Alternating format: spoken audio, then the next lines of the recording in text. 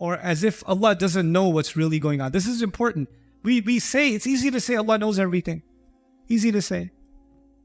And then people say, Ustadh, you know, some people, they do really bad things, but they don't look like they get punished. Like, how come? Why is Allah doing that?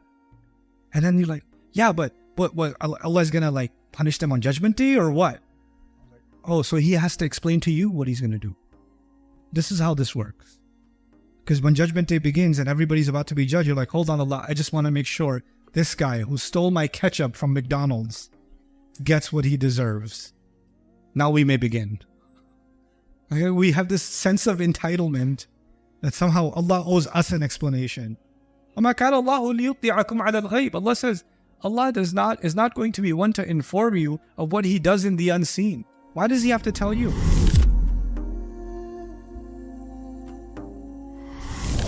أعوذ بالله من الشيطان الرجيم بسم الله الرحمن الرحيم يسبح لله ما في السماوات وما في الأرض الملك القدوس العزيز الحكيم رب اشرح لي صدري ويسر لي أمري واحلل عقدة من لساني يفقهوا قولي فالحمد لله والصلاة والسلام على رسول الله وعلى آله وصحبه أجمعين أما بعد. Once again everyone, Assalamu alaikum wa rahmatullahi ta'ala wa barakatuh. Surah Al-Jumu'ah, which is typical of this group of surahs, especially the musabbihat, meaning the surahs that begin with the tasbih of Allah, the 5 of them in this group, are very deep and loaded beginnings. So my intention is to try and finish our discussion on the first ayah today. Looks unlikely, but I'm going to not rush through it. I want to be able to cover everything that I wanted to share with you in some detail, inshallah, and see how we progress. Anyway, so the first conversation I want to have with you is about the word tasbih, or the word yusabbihu that occurs in the ayah. Once again, in easy translation, the first part of this ayah is whatever is in the skies and whatever is in the earth does and will continue to do tasbih of Allah, meaning declares and will continue to declare the perfection of Allah. One of the most important studies in the Quran is the study of words. So Arabic is really unique because every word has an etymology, an entire story behind it. So I just said declares the perfection of Allah. That's an easy English translation. But behind this word is imagery.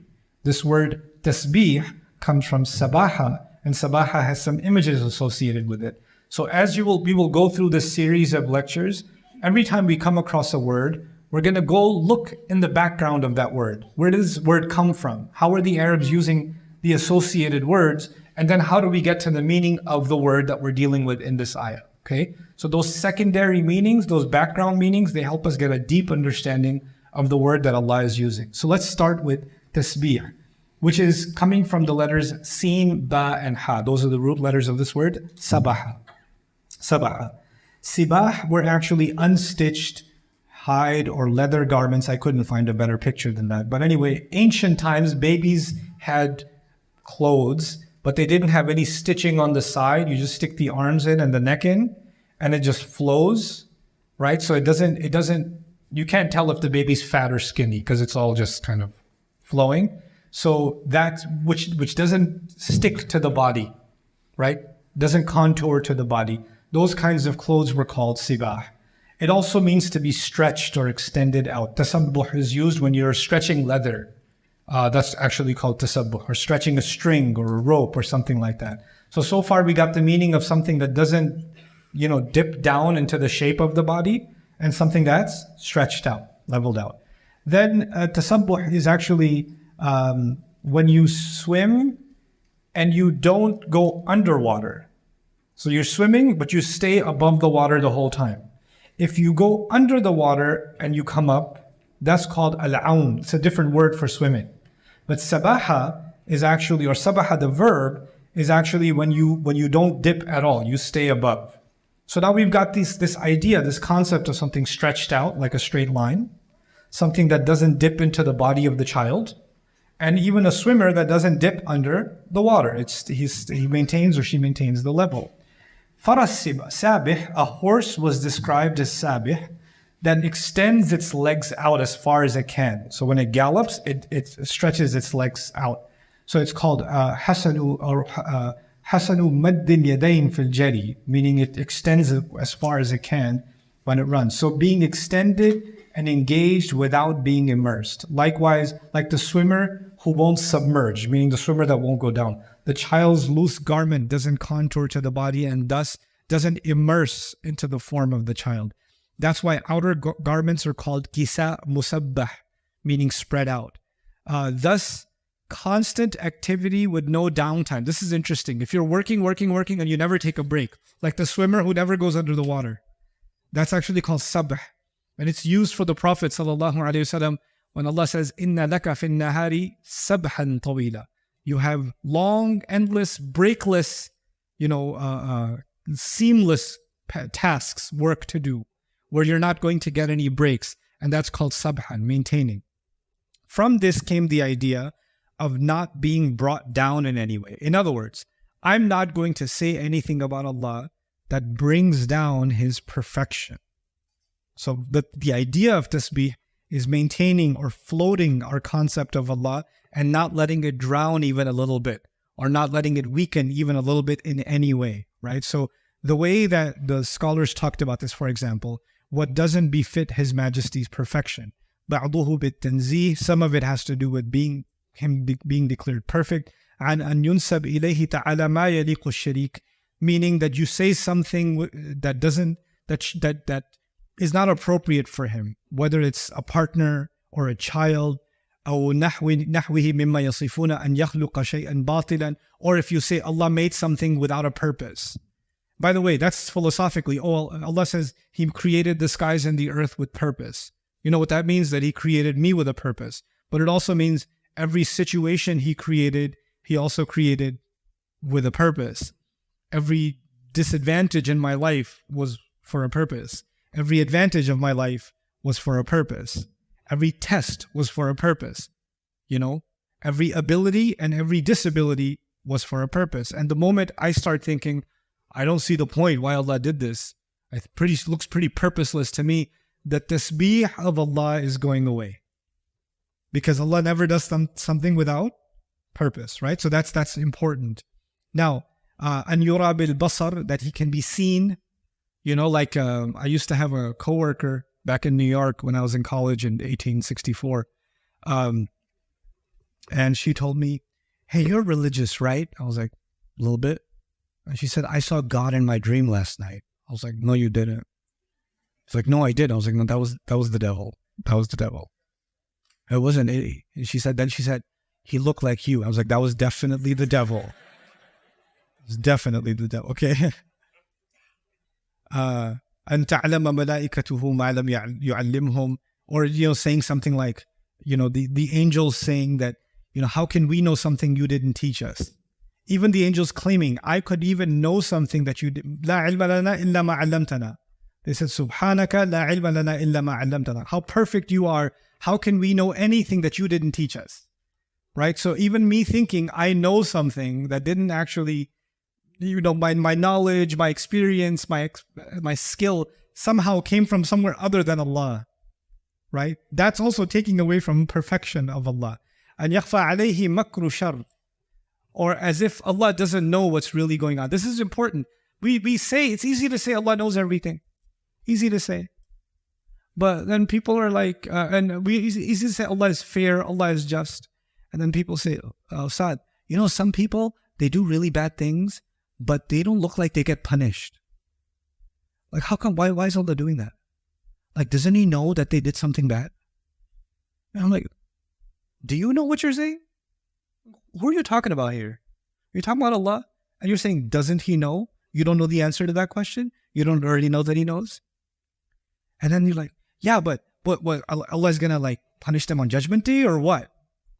Oh, so He has to explain to you what He's going to do. This is how this works. Because when Judgment Day begins and everybody's about to be judged, you're like, hold on, Allah, I just want to make sure this guy who stole my ketchup from McDonald's gets what he deserves. Now we may begin. Okay, we have this sense of entitlement that somehow Allah owes us an explanation. Allah says, Allah is not going to be one to inform you of what He does in the unseen. Why does He have to tell you? And this disease that we have now, that, things happen in my life, things happen in your life. And people really question a lot. Why did that happen? Why did that happen to me? Right? And then they say, my faith is in crisis until Allah reveals to me the secret behind why this happened to me. Until I know why this happened to me, I don't know. I don't know if I can trust Allah. Because I don't see the logic in it. He needs to convince me of His logic before I can move on. This is the height of arrogance. And it's also, it's our dissatisfaction, but we allow it to turn into arrogance. Ar-Rabbu Rabb. The Master is the Master. He doesn't owe me an explanation. I have to humble myself before Him. When I was teaching Surah Al-Dhariyat, Ibrahim alayhi salam's wife was very old. You know that, right?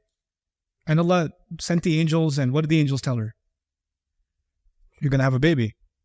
She could have been like, oh yeah? Now? Well, I was 20, I was 21, 22, 30, 40. You want to come tell me I'm going to have a baby when I can't even sit down without my bones cracking? Now I'm going to have a baby? This is wisdom? This is what wisdom looks like? This is Allah's plan? Huh? She could have done that, yes or no? Because can she see the logic in it? No. Can anybody see the logic in that? No. All these years I'm living in depression because I can't give Ibrahim alayhi salam a child. And now when I'm probably going to die before he gets old, now you're going to give me a child. What does the angel say to her? كَذَلِكِ قَالَ رَبُّكِ إِنَّهُ هُوَ الْحَكِيمُ الْعَلِيمُ. This is exactly how your Master said it. We're just delivering the news. I didn't come up with the policy. I'm here to deliver the package. Just what I'm... كَذَلِكِ قَالَ رَبُّكِ. He has all the wisdom and He knows. Meaning, you need to trust what? The wisdom of Allah. The wisdom of Allah is perfect. The knowledge of Allah is perfect. It's not like He didn't know my situation and then He made this decision. Or He didn't consider everything before He made a decision. He makes a decision knowing everything. I'm the one who has lack in knowledge, not Him. I'm the one who has lack in wisdom, not Him. This is part of the tasbih of Allah. The absolute flawless nature of His Lordship. So the word tasbih, and we'll dive into this a little bit more, has also been used to describe the greatness of Allah. But that's the secondary meaning. The first meaning is we never think or say something about Allah that is less than perfect of Him. Okay. Now, it says, يُسَبِّحُ لِلَّهِ. Lillahi. The lam, if you hear the li before Allah, you can say in Arabic, يُسَبِّحُ اللَّهَ. Perfectly good Arabic. يُسَبِّحُ اللَّهَ. Okay? Like وَتُسَبِّحُوهُ بُكْرَةً وَأَصِيلًا. We don't say تُسَبِّحُ لَهُ, we say تُسَبِّحُوهُ. So the lam, even if you don't hear it, it's still correct Arabic. So then what's the lam doing there? It creates two meanings. One, it creates the meaning tasbih done of Allah.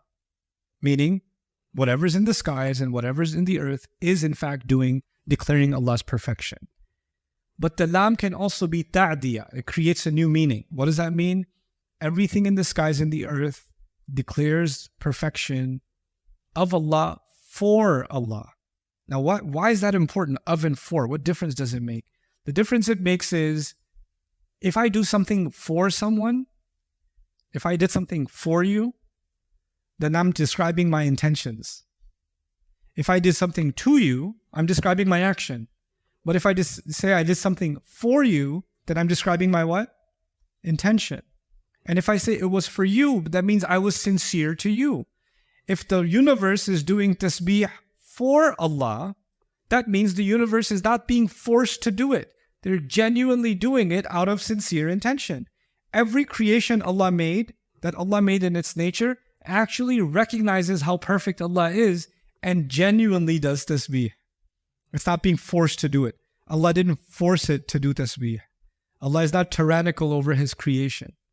Everything, and that's why we find in the Quran, إِئْتِيَا طَوْعًا أَوْ كَرْهًا قَالَتَا أَتَيْنَا طَاعِينَ. When Allah created the skies and the earth, He said to them, you want to surrender willingly or unwillingly? Do you want to be forced or do you want to be willing? And they said, we surrender willingly. So this willing tasbih of Allah means that all of creation does a sincere praise of Allah. They're not, atheists like to argue, why does your God like praise so much? Why is he so, and they use words like, why is he so narcissistic? Why is he so self-centered? Because whatever diagnosis they have of themselves, they put that onto God because they have God complex themselves, so they put that onto God. And our first response, there's many responses to that, but one of them is actually nothing praises him because he demanded it. Everything praises him because once they recognize him, they're compelled to do it on their own. Just by the recognition of who he is.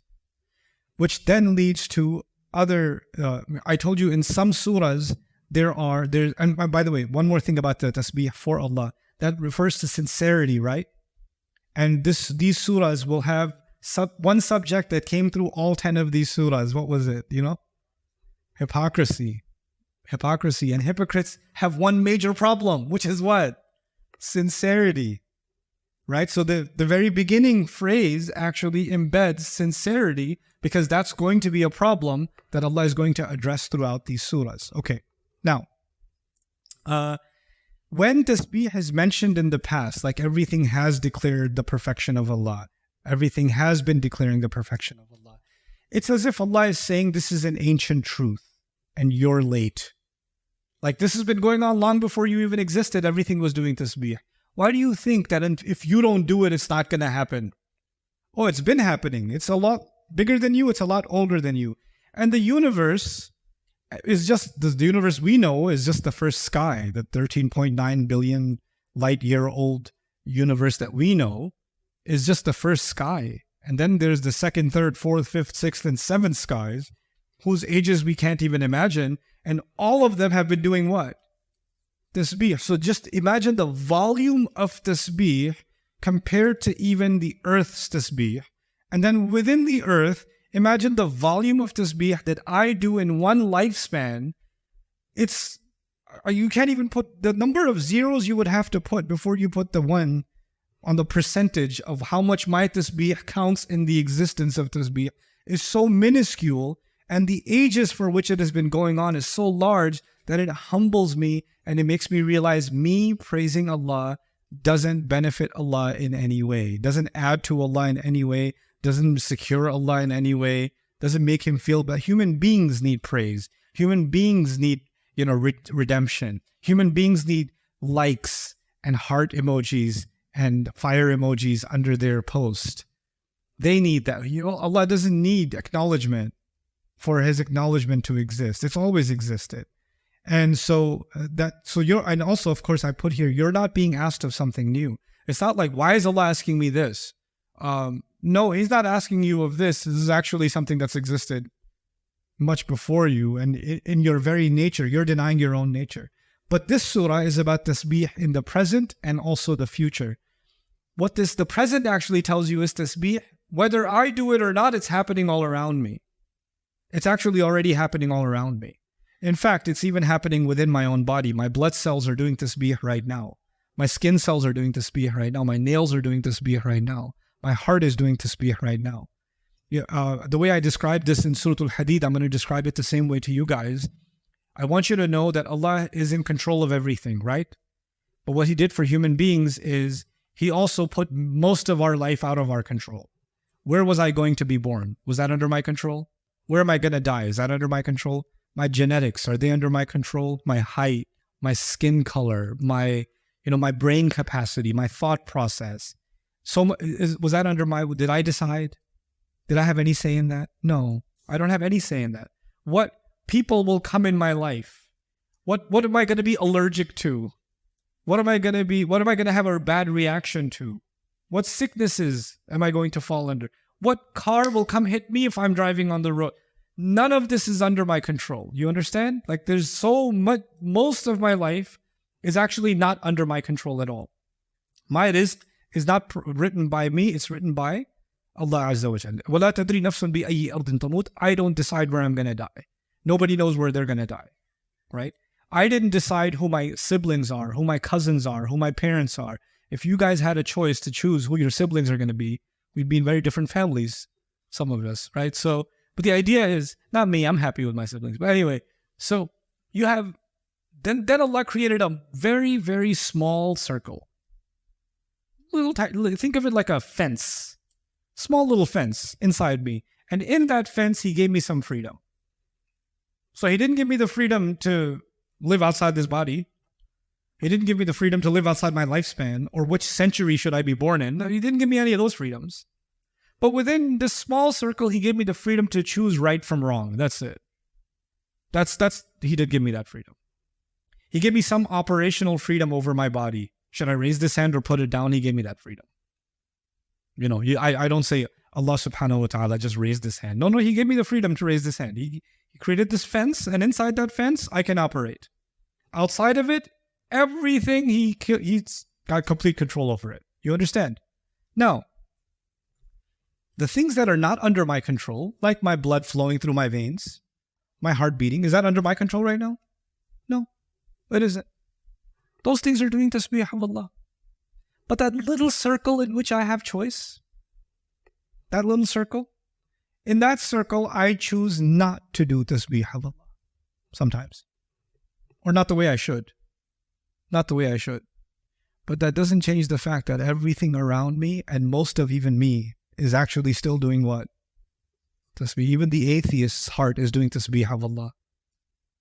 Even his heart, even his brain cells, every neuron that fires is doing tasbih of Allah. The tongue that curses God is doing tasbih of Allah. And that's why that tongue on Judgment Day is going to say, yeah, you made me do that, but now Allah allowed me to, Allah handed you the controller over this thing.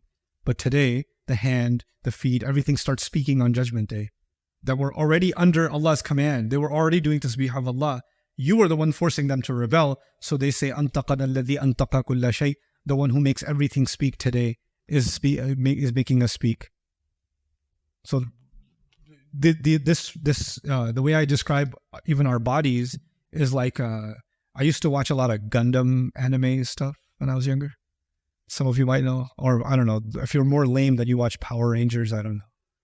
But you're underneath a gigantic robot and you're controlling it, right?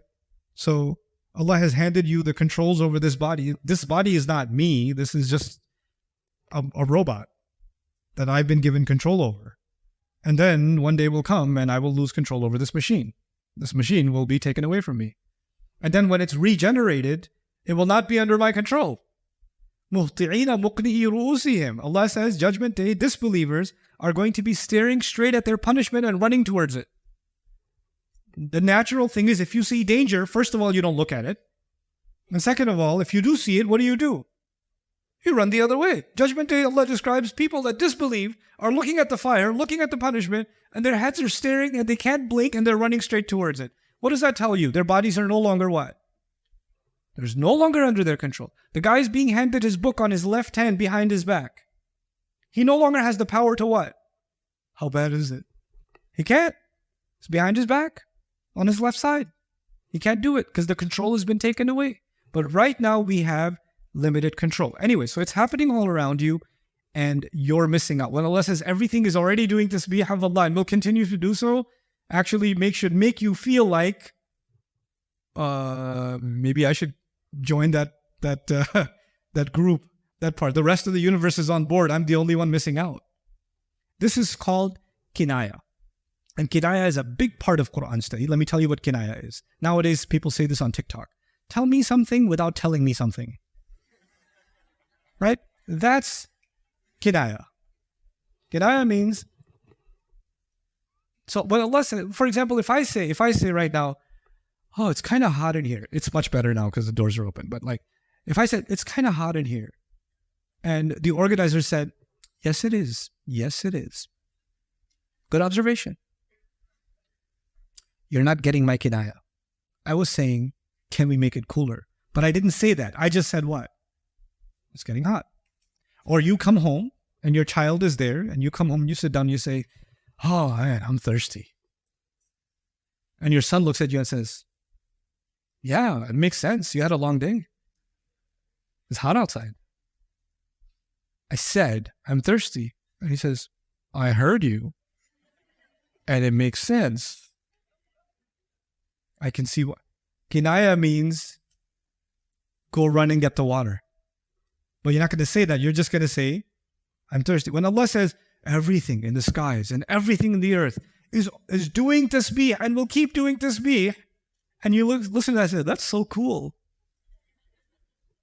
That's really cool. Everything's doing tasbih. Stupid is telling you, do tasbih. That's called what? Kinaya. When you study Quran, you have to keep an eye open for kinaya. Okay? Allah is telling you something in between the lines, and it doesn't take a genius to understand that that's what's being said. Okay? Also, because the present and future is being mentioned, it will continue to do tasbih as if to say, I'm not going to be around forever. I'm here for a little bit and I'm going to be gone, but the tasbih of Allah will remain. It will go on forever. And so it's hinting at the future. There's a subtle in the surahs where the tasbih is mentioned in the future tense. Something in this surah is coming that's going to tie into the future, because the tasbih is also mentioned in the future. So we're going to keep an eye open for that when we study Surah Al-Jumu'ah, because the tasbih is hinting towards the future, right? So we'll see how that manifests itself. Here's what's coming up in the next episode and this deeper look of Surah Al-Jumu'ah. But then comes a much more difficult question. If creation is imperfect, by the way, am I perfect? No. Are you perfect? No. Is anything in the world perfect actually? No. The only one who's perfect is who? Is Allah. So now here's the problem. Here's the philosophical problem. The problem is, if I see a beautiful painting, I say the artist is creative. But then how can I see something imperfect and then say the maker is perfect? How can I say that it's perfect? Because we're saying everything declares how perfect Allah is, but everything itself is not perfect. So how is it an evidence that the maker of it is perfect? This is, by the way, a very common atheist argument. Oh, your God is so perfect? What about cockroaches? What about a rash on your skin? What about my cousin?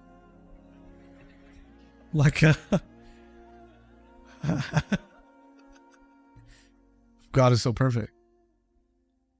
The point is, actually,